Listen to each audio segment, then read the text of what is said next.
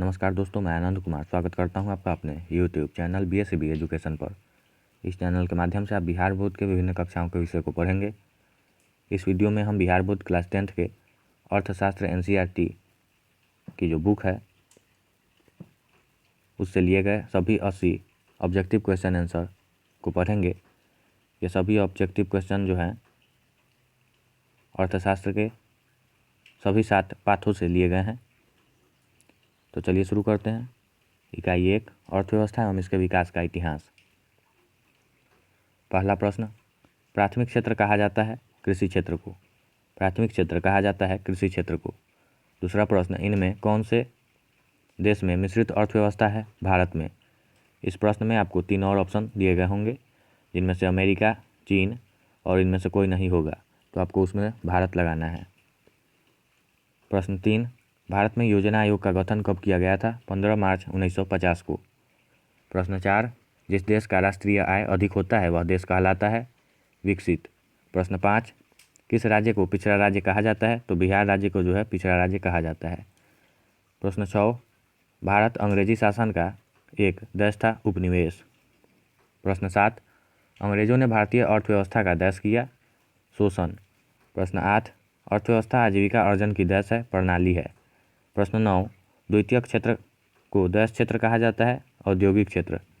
प्रश्न 10, आर्थिक विकास आवश्यक रूप से देश की प्रक्रिया है परिवर्तन की। प्रश्न 11, भारत में आर्थिक विकास का श्रेय देश को दिया जाता है अथवा दिया जा सकता है तो नियोजन को। प्रश्न 12, आर्थिक विकास की माप करने के लिए देश को सबसे उचित सूचकांक माना जाता है प्रति व्यक्ति आय को। प्रश्न 13, साधनों के मामले में धनी होते हुए भी बिहार की स्थिति देश है तो दयनीय है। प्रश्न 14, बिहार में देश ही जीवन का आधार है तो बिहार में कृषि ही जीवन का आधार है। प्रश्न 15, बिहार के विकास में देश एक बहुत बड़ा बाधक है तो बिहार के विकास में बाढ़ जो है वह बहुत बड़ा बाधक है। अब इकाई 2, राज्य एवं राष्ट्र की आय। प्रश्न 16, सन 2008 से 9 के अनुसार भारत की औसत प्रति व्यक्ति आय क्या है? 25,494 रुपये। प्रश्न 17, भारत में वित्तीय वर्ष कहा जाता है 1 अप्रैल से 31 मार्च तक को भारत में वित्तीय वर्ष कहा जाता है। प्रश्न 19, भारत में किस राज्य का प्रति व्यक्ति आय सर्वाधिक है? तो भारत में गोवा राज्य जो है उसका प्रति व्यक्ति आय सर्वाधिक है। प्रश्न 20, बिहार के किस जिले का प्रति व्यक्ति आय सर्वाधिक है? पटना का। प्रश्न 21, उत्पादन एवं आय गणना विधि आर्थिक दृष्टिकोण से है उपयुक्त तीनों अर्थात सहज, वैज्ञानिक और व्यवहारिक। प्रश्न 22, उत्पादन, आय एवं देश एक चक्रीय समूह का निर्माण करते हैं तो उत्पादन, आय एवं व्यय एक चक्रीय समूह का निर्माण करते हैं। प्रश्न 23, भारत में सबसे पहले किसने और कब राष्ट्रीय आय का अनुमान लगाया था? तो दादा भाई नौरोजी ने 1868 ईस्वी में। प्रश्न 24, GDP का पूर्ण रूप क्या होता है? सकल घरेलू उत्पाद अथवा ग्रोस डोमेस्टिक प्रोडक्ट।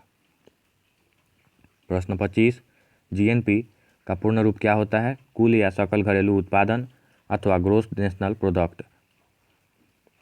प्रश्न 26, NNP का पूर्ण रूप क्या होता है?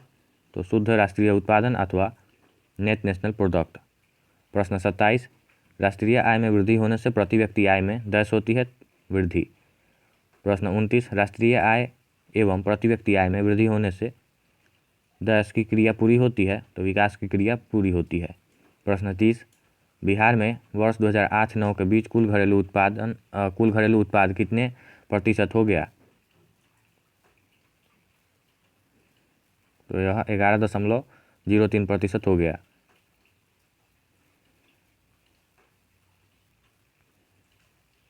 इकाई 3, मुद्रा, बचत एवं साख। प्रश्न 31, आधुनिक युग की प्रगति का श्रेय देश को ही है मुद्रा को। प्रश्न 32, मुद्रा हमारी अर्थव्यवस्था की देश है तो मुद्रा हमारी अर्थव्यवस्था की जीवन शक्ति है। प्रश्न 33, मुद्रा के विकास का इतिहास मानव सभ्यता के विकास का देश है इतिहास। प्रश्न 34, एक वस्तु के बदले में दूसरी वस्तुओं के आदान प्रदान को देश प्रणाली कहा जाता है तो इस प्रणाली को जो है वस्तु विनिमय प्रणाली कहते हैं। प्रश्न 35, मुद्रा का आविष्कार मनुष्य की सबसे बड़ी डैश है उपलब्धि। मुद्रा का आविष्कार मनुष्य की सबसे बड़ी उपलब्धि है। प्रश्न 36, मुद्रा विनिमय का डैश है, तो मुद्रा विनिमय का माध्यम है। प्रश्न 37, प्लास्टिक मुद्रा के चलते विनिमय का कार्य डैश हो गया है, सरल। प्रश्न 38, मुद्रा एक अच्छा डैश है, सेवक। प्रश्न 39, आय तथा उपभोग का अंतर डैश कहलाता है, बचत। आय तथा उपभोग का अंतर बचत कहलाता है। प्रश्न 40, साख का मुख्य आधार डैश है, विश्वास। साख का मुख्य आधार विश्वास है। अब इकाई 4 से, जो कि हमारी वित्तीय संस्थाएं हैं। प्रश्न 41, गैर संस्थागत वित्त प्रदान करने वाला सबसे लोकप्रिय साधन है, महाजन। प्रश्न 42, इनमें से कौन संस्थागत वित्त का साधन है, व्यावसायिक बैंक। प्रश्न 43, भारत के केंद्रीय बैंक कौन है, तो भारत का जो केंद्रीय बैंक है वह भारतीय रिजर्व बैंक है, जिसे RBI कहा जाता है, और इसकी स्थापना जो है 1935 ईस्वी में हुई थी। प्रश्न 44, राज्य में कार्यरत केंद्रीय सहकारी बैंक की संख्या कितनी है, 25। प्रश्न 45, दीर्घकालीन ऋण प्रदान करने वाली संस्था कौन सी है, भूमि विकास बैंक। प्रश्न 46, भारत की वित्तीय राजधानी किस शहर को कहा जाता है, तो मुंबई अथवा बम्बई को भारत की वित्तीय राजधानी कहा जाता है। प्रश्न 47, सहकारिता प्रांतीय सरकारों का हस्तांतरित विषय कब बनी, 1919 ईस्वी में। प्रश्न 48, देश में अभी कार्यरत क्षेत्रीय ग्रामीण बैंकों की संख्या कितनी है, तो इसकी संख्या जो है 196 है। प्रश्न 49, व्यावसायिक बैंक का राष्ट्रीयकरण कब किया गया, 1969 ईस्वी में। प्रश्न 50, साख अथवा ऋण की आवश्यकताओं की पूर्ति 10 संस्थाओं द्वारा की जाती है, वित्तीय संस्थाओं द्वारा। प्रश्न 51, ग्रामीण क्षेत्र में साहूकार द्वारा प्राप्त ऋण की प्रतिशत मात्रा है, 30%। प्रश्न 52, प्राथमिक कृषि साख समिति के स्कोर को 10 ऋण प्रदान करती है, अल्पकालीन। प्रश्न 53, भारतीय रिजर्व बैंक की स्थापना 10 में हुई थी, तो 1935 ईस्वी में भारतीय रिजर्व बैंक की स्थापना हुई थी। प्रश्न 54, स्वयं सहायता समूह अथवा सेल्फ हेल्प ग्रुप में लगभग 10 से 10 सदस्य होते हैं, तो इसमें 15 से 20 सदस्य होते हैं। प्रश्न 55, वित्तीय संस्थाएं किसी देश का देश माना जाता है, तो वित्तीय संस्थाएं जो है किसी देश का मेरुदंड माना जाता है। प्रश्न 56, SHG अर्थात सेल्फ हेल्प ग्रुप में बजट और ऋण संबंधी अधिकार निर्णय 10 लेते हैं, तो इस समूह के सदस्य लेते हैं। प्रश्न 57, व्यावसायिक बैंक 10 प्रकार की जमा राशि को स्वीकार करते हैं, 4 प्रकार के जमा राशि को। प्रश्न 58, भारतीय पूंजी बाजार 10 वित्तीय सहायता प्रदान करती है, दीर्घकालीन। प्रश्न 59, सूक्ष्म वित्त योजना के द्वारा 10 पैमाने पर साख अथवा ऋण की सुविधा उपलब्ध होता है, छोटे या लघु पैमाने पर। अब इकाई 5, जो कि रोजगार एवं सेवाएं हैं।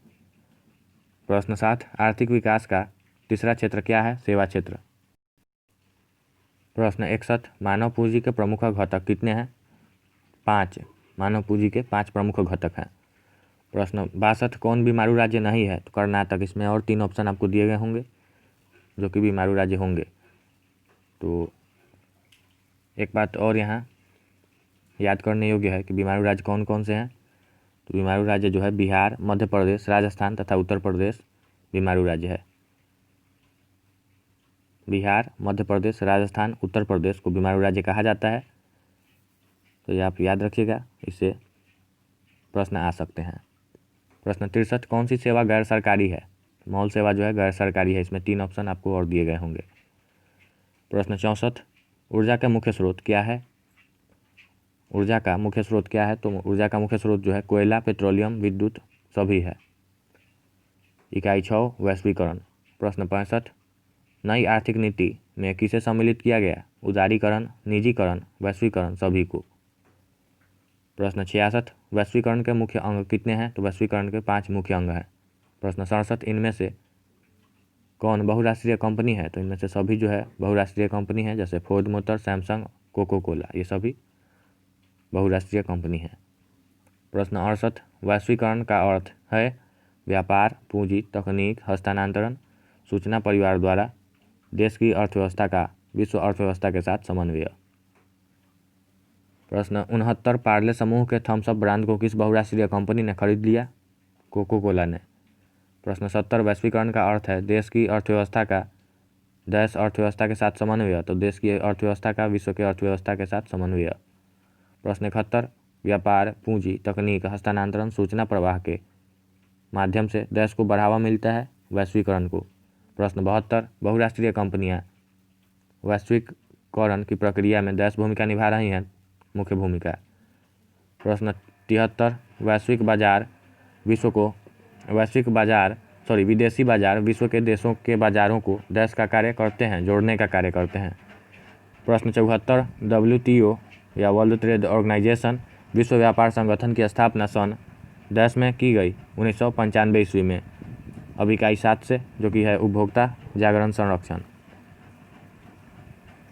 प्रश्न 75, भारत उपभोक्ता संरक्षण अधिनियम की घोषणा कब हुई? 1986 में। प्रश्न 76, उपभोक्ता अधिकार दिवस कब मनाया जाता है? 15 मार्च को। प्रश्न 77, राष्ट्रीय उपभोक्ता हेल्पलाइन नंबर क्या है? 1811 4000। प्रश्न 78, स्वर्ण आभूषणों की परिशुद्धता को सुनिश्चित करने के लिए किस मान्यता प्राप्त चिन्ह का होना आवश्यक है? हॉलमार्क का। प्रश्न 79, यदि किसी वस्तु या सेवा का मूल्य 20 लाख से अधिक तथा 1 करोड़ से कम है तो उपभोक्ता शिकायत करेगा राज्य आयोग में। यदि किसी वस्तु या सेवा का मूल्य 20 लाख से अधिक तथा 1 करोड़ से कम है तो उपभोक्ता शिकायत करेगा राज्य आयोग में। प्रश्न 80, उपभोक्ता द्वारा शिकायत करने के लिए आवेदन शुल्क कितना लगता है? तो इसमें उपभोक्ता द्वारा शिकायत करने के लिए कोई आवेदन शुल्क नहीं लगता है। तो इस वीडियो में इतना ही। अगर ये वीडियो आपको अच्छा लगा है तो इस वीडियो को लाइक और शेयर करना ना भूलें तथा हमारे यूट्यूब चैनल VSCB एजुकेशन को सब्सक्राइब करना ना भूलें, क्योंकि बिहार बोर्ड से रिलेटेड और भी वीडियो इस पर आते रहेंगे। तब तक के लिए धन्यवाद, मिलते हैं फिर अगले वीडियो में।